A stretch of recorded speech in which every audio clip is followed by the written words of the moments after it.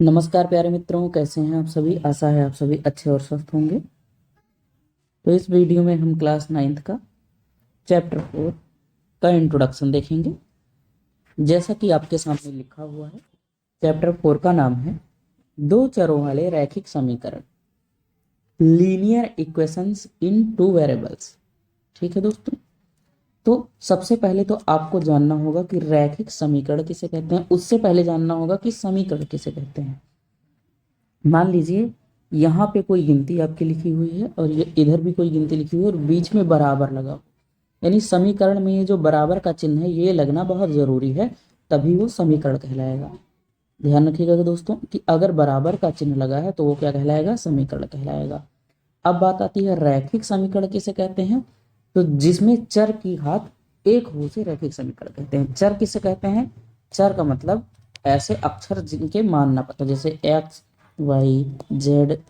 ठीक है, जितने भी अक्षर होते हैं ये सभी आपके क्या कहलाते हैं, चर कहलाते हैं। चर इसका मतलब उसके कई सारे मान हो। जैसे एक्स का हमें एग्जैक्ट मान तो पता नहीं है, कोई एक्स का मान 1 कह सकता है, कोई 2, कोई 3, कोई 4। तो ये सारी राशि क्या कहलाती हैं, चर राशि कहलाती हैं। अचर राशि किसे कहते हैं, अचर राशि वह होते हैं जिनका एक जो एग्जैक्ट वैल्यू में होते हैं, जैसे 8, 1, 2, 3। हमने बोल दिया 3, तो 3 का मतलब हमेशा 3 ही रहेगा, ये कभी चेंज नहीं होगा। लेकिन अगर हमने y बोल दिया तो y का मतलब आपको कोई एग्जैक्ट वैल्यू नहीं पता है, y की जगह पे कोई भी गिनती आ सकती है, तो ये आपकी चर राशि हो गई।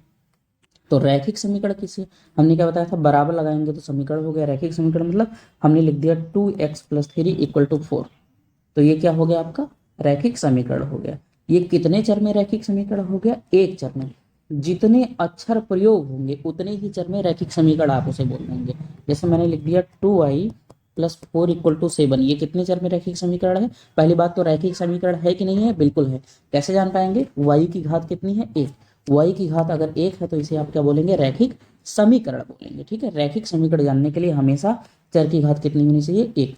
कितने चर में है, एक चर में रैखिक समीकरण है। अगर हम लिख दें 2x + 3y = 7, तो अब कितने चर हो गए, ये x पहला चर हो गया, y दूसरा चर हो गया, और दोनों रैखिक समीकरण है कि नहीं है। तो देखिए x पे भी घात 1 है और y पे भी घात 1 है। अगर घात 2 हो जाएगा तो ये रैखिक समीकरण नहीं रह जाएगा। ये घात 1 होना बहुत ही जरूरी है रैखिक समीकरण के लिए, ये आप लोग याद रखिएगा। हम कितने चर में रैखिक समीकरण पढ़ने वाले हैं, दो चरों में रैखिक समीकरण पढ़ने वाले हैं। तो दो चर यहाँ पे यूज हो गए, एक x और एक y। तो ये दो चर में आपका रैखिक समीकरण है, इसे ही आप रैखिक समीकरण बोलेंगे। ठीक है, इतनी बातें आप जान गए होंगे। अब चलते हैं कुछ तथ्यों पे जो आपके सामने लिखे हुए हैं। दो चरों में रैखिक समीकरण लिखा हुआ है, ax + by + c = 0। ax + by + c = 0। ये देखिए कितने चर है, दो चर हैं, x भी चर है और y चर है, और दोनों कितने घात में है, एक घात में है, तो ये रैखिक समीकरण है। फिर रूप का एक समीकरण जहां a b c वास्तविक संख्याएं हैं। बेटा ये जो a है आपका, यहाँ पे जो a है, ये जो b है, ये c है, इसके जगह पे कोई गिनती है, वास्तविक संख्या मतलब मान लीजिए यहाँ पे 2x की जगह पे x हो गया, यहाँ पे 4y हो गया +8 = 0। इसका मतलब ये कह रहा है ये जो a के जगह पे है ये कोई गिनती है, b के जगह पे भी कोई गिनती है और c के जगह पे भी कोई गिनती है। तो जहाँ a b c वास्तविक संख्याएं हैं, जैसे कि a और b दोनों शून्य नहीं है।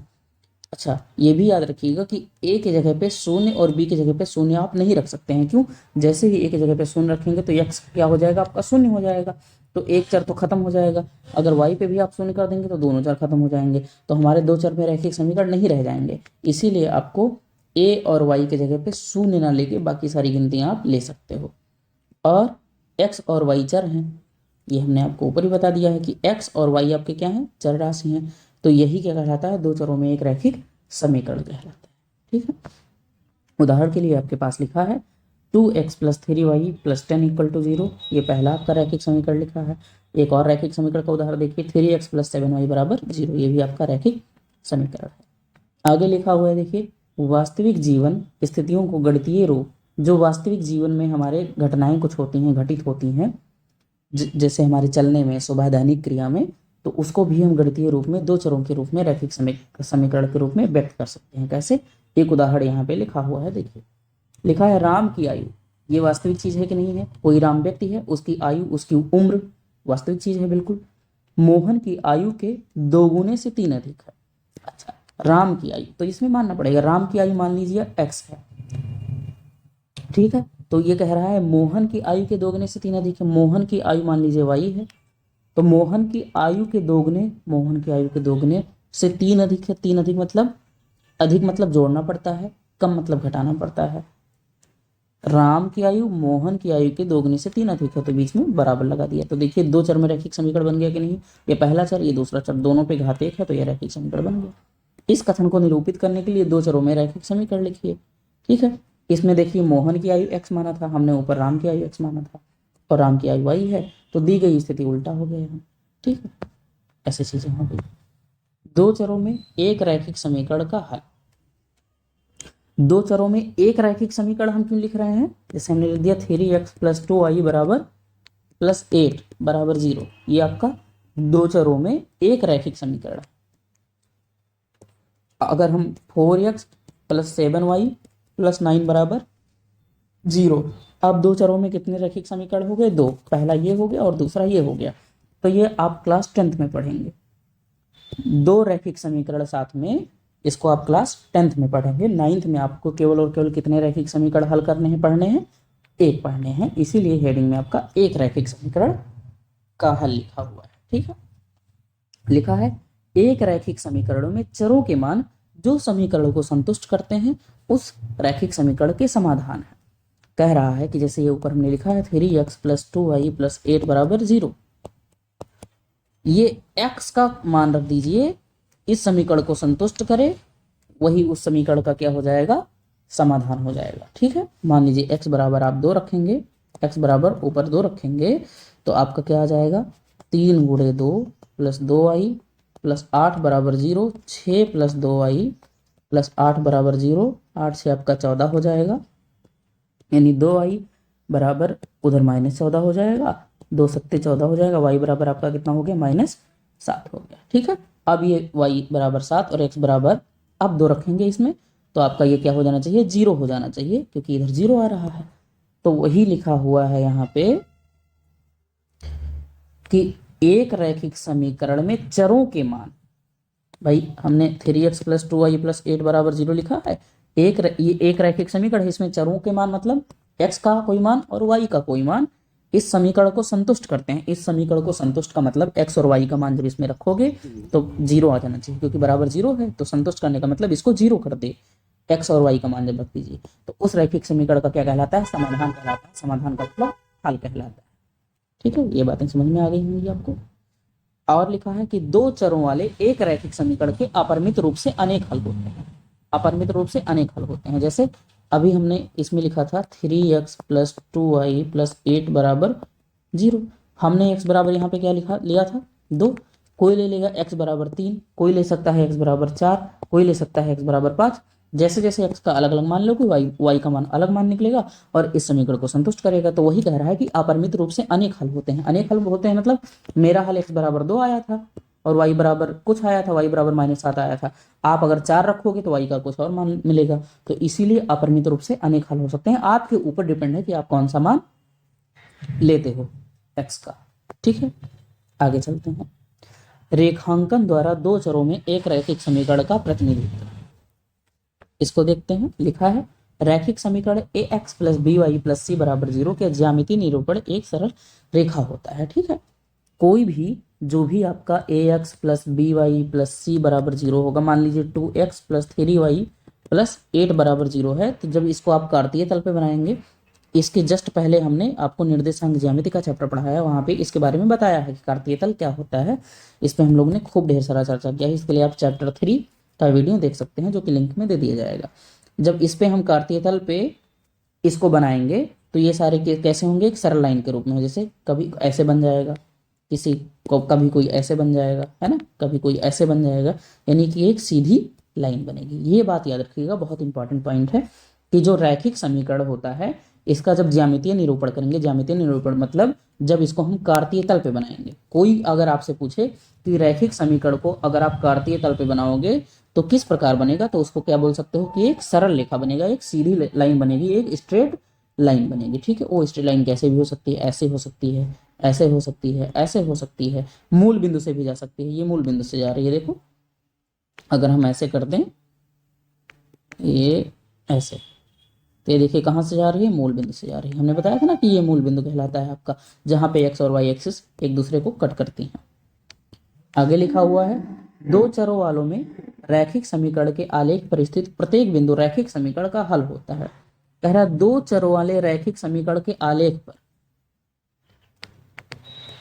मान लीजिए ये आपका कार्तीय तल है और यहाँ कोई एक सीधी लाइन बनी है आपकी, ठीक है, ये मान लीजिए कोई सीधी लाइन है और इसका ये इस लाइन का नाम ax plus B Y plus C बराबर 0 है मान लीजिए, ठीक है। तो कह रहा है इस पे जितने भी बिंदु हैं, ये जितने भी बिंदु आ रहे हैं भाई, एक लाइन पे अनंत बिंदु आती हैं, तो ये प्रत्येक बिंदु इस रैखिक समीकरण का क्या होगा, हल होगा, है ना, जैसे अभी हमने ऊपर उदाहरण दिया था। कुछ महत्वपूर्ण बिंदु देख लेते हैं। यहाँ पे लिखा है x बराबर 0 वाई अक्ष का समीकरण है और y बराबर 0 x अक्ष का समीकरण है। ये कार्तीय तल मान लीजिए है, ये आपका x डैश y डैश। देखिए x बराबर 0 लिखा है, x बराबर 0 का मतलब हमें इस पे चलना ही नहीं, एक्स एक्सिस पे नहीं चलना है, एक्स पे 0 कदम चलना है। 0 कदम चलने का मतलब मूल बिंदु पे ही रह जाओगे। तो किस एक्सिस पे आप चलोगे, खाली वाई एक्सिस पे चलोगे। इसीलिए अगर कोई कह दे x बराबर 0 तो वो किस अक्ष का समीकरण मतलब बन जाएगा, केवल और केवल वाई अक्ष का समीकरण बन जाएगा। इस चित्र के माध्यम से देख लीजिए भाई, x बराबर 0 का मतलब हुआ कि x पे आपको थोड़ा सा भी नहीं चलना है, केवल और केवल किस पे चलना है, वाई पे चलना है। तो इसीलिए वाई अक्ष का समीकरण। जस्ट इसका उल्टा, अगर y बराबर 0 कह दे तो इसका मतलब y पे बिल्कुल भी नहीं चलोगे, 0 कदम चलोगे, तो केवल और केवल किस पे चलना रहेगा, x पे। इसलिए y बराबर 0 x अक्ष का समीकरण होता है, ठीक है। ये पहली लाइन हो गई। दूसरी लाइन समझते हैं, दूसरा पॉइंट क्या दिया हुआ है आपको, x बराबर a का आलेख y अक्ष के समांतर एक सरल रेखा होता है। इसको भी समझ लीजिए, ये x dash y dash. x बराबर a मान लीजिए, x बराबर 3 ले लीजिए, तो यहाँ पे 1 2 3 हो जाएगा, यानी x बराबर 3 कहाँ पे होगा, यहाँ पे होगा। अगर इस पे हम परपेंडिकुलर ऐसे समांतर खींचें तो ये y अक्ष के समांतर होता है। अगर केवल और केवल x अक्ष पे आप चलेंगे तो आप, हमने बताया भी था आपको कि x अक्ष पे जब हमें कोई गिनती ढूंढनी पड़ती है तो y अक्ष के समांतर रेखा खींचते हैं ना। तो x अक्ष पे कोई भी डिजिट या संख्या ले लेंगे तो वो किसके समांतर सरल रेखा होता है, वाई अक्ष के समांतर सरल रेखा होता है, देख लीजिए। और y बराबर a अगर लेंगे तो x अक्ष के, मान लीजिए y बराबर 2 ले लीजिए, तो y बराबर 2 ये किसके समांतर होगा, x अक्ष के समांतर रेखा होगा, ठीक है। y बराबर mx के प्रकार का समीकरण मूल बिंदु से होकर जाने वाली रेखा को निरूपित करता है। ये बहुत इंपॉर्टेंट लाइन है। ये देखिए, ये आपका कार्तीय तल है, x डैश y डैश, ये आपका मूल बिंदु है 0,0। यहां से होकर जो जाने वाली रेखा है ये y बराबर mx टाइप की होती है। ये याद रखिएगा, सवाल लगाएंगे तो आप अच्छे से जान पाएंगे, ठीक है। आशा है आप सभी को ये सारे बिंदु अच्छे से समझ में आ गए होंगे। अगर अभी भी कोई डाउट बचता है तो हमसे कमेंट सेक्शन में पूछ सकते हैं। तो यहीं से आपका इंट्रोडक्शन खत्म होता है। मिलेंगे अगले वीडियो में चैप्टर 4 के पहले एक्सरसाइज 4.1 के साथ में। तब तक के लिए आप सभी पढ़ते रहिए, खुश रहिए, और हमारी वीडियो पसंद आती है तो लाइक शेयर और सब्सक्राइब जरूर करें। धन्यवाद।